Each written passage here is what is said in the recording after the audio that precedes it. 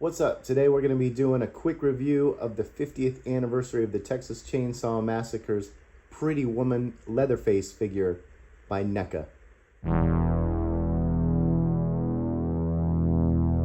Alright, I'm going to make this a really quick review because I just did a review of the Killing Mask that came out earlier this year. And these are very similar figures, same scale, the same height. The actor was played by Gunnar Hansen. If you want to go back and look at the other video, we did some side-by-side with Gunnar Hansen to James Jude Courtney and those two figures and the accuracy of the height of these figures. So I want to do a head to toe. Actually, we'll go toe to head on these figures, or this figure in particular.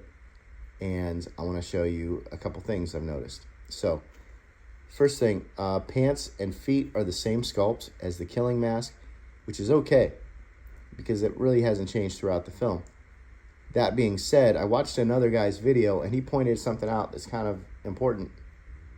He's got the chainsaw cut right there, which happens at the very end of the film. And it's actually on this figure as well. I don't know if you can see that right there.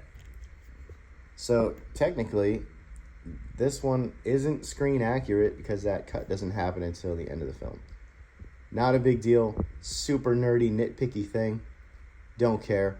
Something else he picked out that I didn't notice before. And I've watched that movie 1,000 times. But Leatherface's zipper is open. And it's open in the film too. And I'll put a quick shot right here. So moving on. From here, the jacket, it comes with two jackets, and I'm going to show you the accessories here in a minute.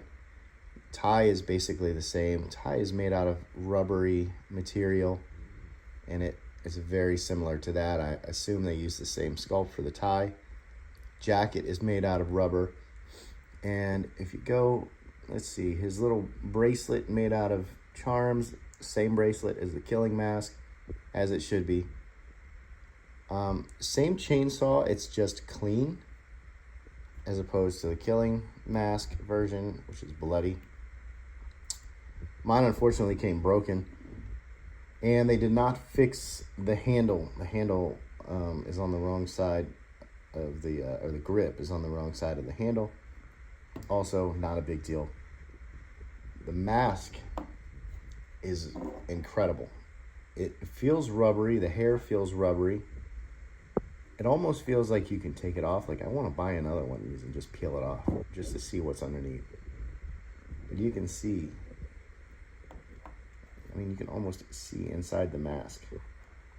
I mean, I've seen a guy punch holes and put little leather strings on the sides of the mask, which would be completely screen accurate. Overall, awesome job on this figure. And we finally got a Pretty Woman Leatherface. I am going to buy another one of these so I can have the weird grandma cooking Leatherface, because this one comes with those accessories. But let's look at these accessories really quick. I love the detail that NECA puts into these accessories. Some of them are ridiculous. Some of them are fun. They always come with extra sets of hands. Here's his open hand, his open left hand. Here's his open right hand. Right now he's got his clenched hands in. Those just pop off, and these pop in, which is a little hole, which is really nice. The old NECA figures, they were so brittle, you would take them out of their package and an arm would fall off and then you would be screwed. But they've definitely made their stuff stronger, and you can actually handle it, play with it. Here is the extra jacket, rubber. Basically, his arms are just blue, and you put this jacket on and it just looks like he's got his jacket on. I mean, that's the easy way to do it. Not much difference. It's just got a little flare out here. I suppose that's if you want to pose him like he is at the end of the film, dancing around the chainsaw over his head. Here's a little armadillo.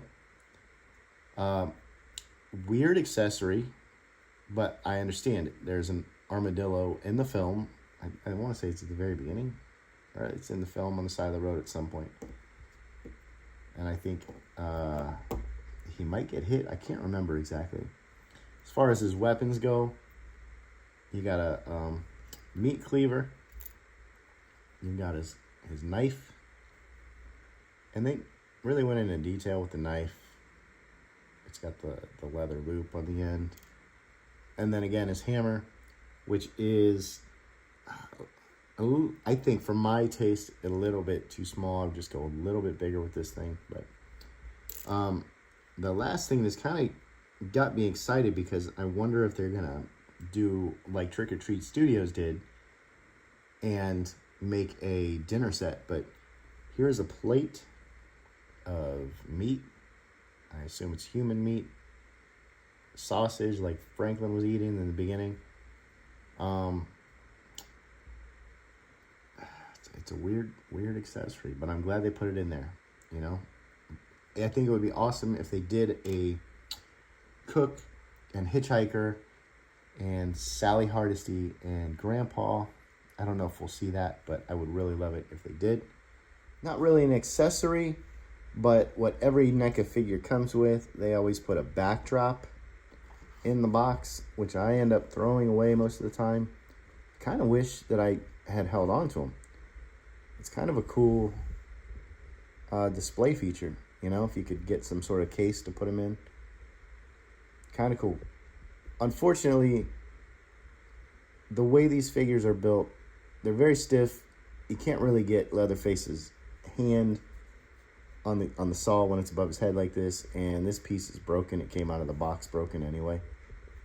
But that's his little end of the movie dance. He, you know, does his little spin, and he swings his chainsaw around. Whoosh, whoosh, whoosh. So yeah, that's it. This figure, I don't want to say it's my favorite Leatherface figure, but I am really excited and happy that they finally put this version of Leatherface out. It's definitely one of the most terrifying. Out of the two,